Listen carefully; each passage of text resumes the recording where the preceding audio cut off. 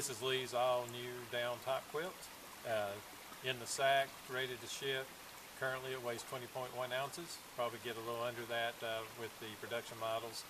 Probably packed, ready to go in the stuff sack for about 19.5 ounces is what we'll be shooting for. It is rated to 20 degrees until we can test it in some colder temps. I'm guaranteed that most people can get back to 20 degrees. It's just like our hybrid in the middle. It has the K-row baffles, 2-inch baffles on this particular model, in the middle 24 inches, and that's on top of your body. And then it has 2 baffles on the side of down so that it's more controllable along the length. That way you don't have to worry about the K-row baffles all the down going to the bottom. So you control your down along the sides with the horizontal baffles, and then the K-row baffles in the middle. Tested it last night. It worked very, very well. The way tried to keep everything as simple as possible. Up here on the top has the center cord pull, which is just like our hybrid quilt. What we've done on this to keep everything as simple, there's just a pack hook that comes around and clips into the cord, and then you can adjust it from here. That worked very well. Simple. This thing, I didn't feel this anywhere under my neck at all. So that's a good lightweight solution. I like the plastic pack hook. It doesn't catch on anything on the hammock. The top, if you use it on the ground as a ground sleeper, she can add probably all the production models will have tabs along here so that you can lace it around your air pad if you want to, or any kind of pad. We've done something special on the end that we'll talk about here in just a minute for the hammock user. But this right here, the inside on this one, we use Momentum.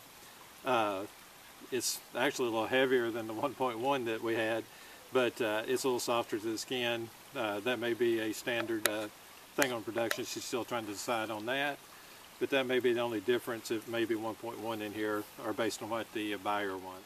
This is the end. We decided to keep it where you could vent the end. That way if it gets a little warmer, you're pushing the temps of the quilt. I actually done this last night and vented this a little bit, which helped. All you have to do is cinch it up. Then what we like to do is just start wrapping this around the end. That way you get a positive seal. And then the little loop on the end, we'll just finish it off. Now I like to do that on the inside on mine just because it looks better. It's kind of picky that way, but if it makes it a little hard to follow inside. So this will give you a positive seal on the end with it. Like I said, this one is a sewn foot box, and we have 4 loops right here to attach a pad. And this is probably one of the best things for the shorter quilt users, the fractional quilts. I used this on about a 38-inch quilt last night with a pad, and this is going to be my go-to system going forward.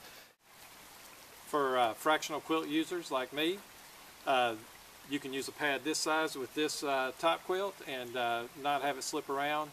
We've added 4 loops on the quilt, 6 inches apart, and I'll show you in a minute how I'm going to attach this.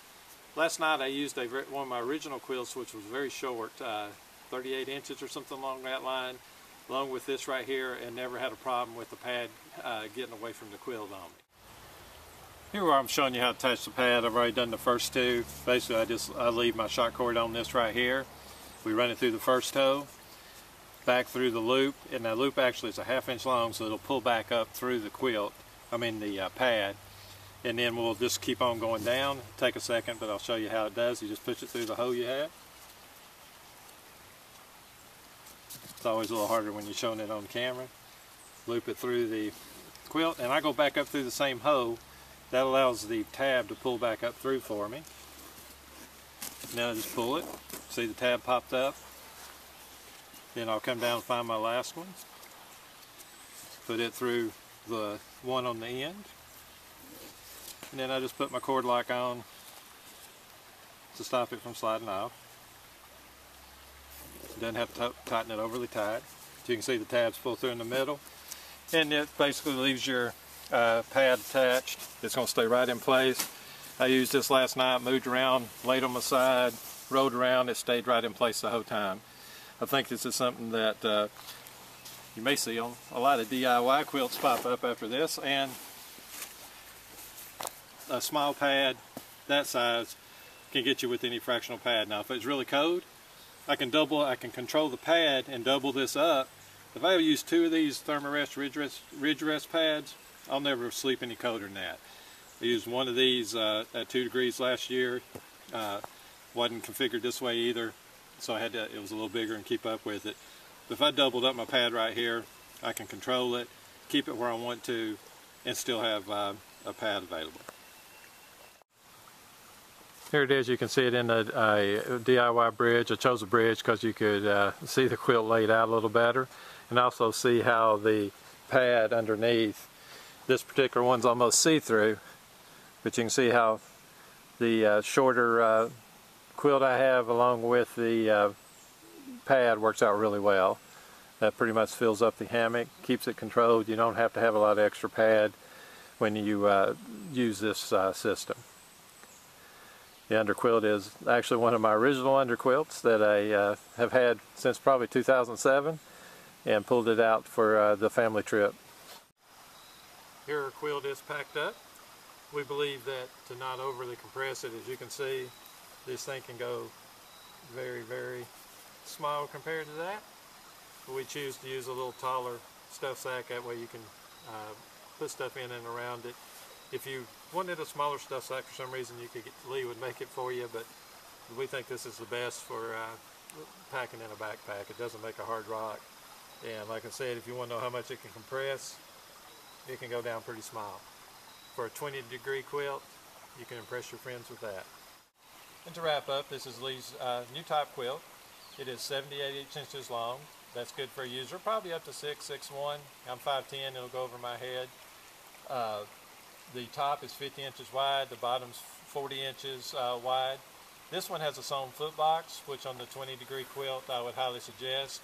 You can add buttons to it instead of being sewn to have it so you can open it up, but I found that the system we have here, especially if you're a pad user, the sewn foot box will be easier and faster and lighter too. But I think it's a great quilt for the money. We're going to rate it at 20 degrees. I can take it lower. Some people won't be able to take it to 20. But I think 80% of the people can get this to 20 or lower. And for a final shot of Leigh's new top quilt, take it out in the woods and enjoy it in your hammock. My sister's quilts are awesome!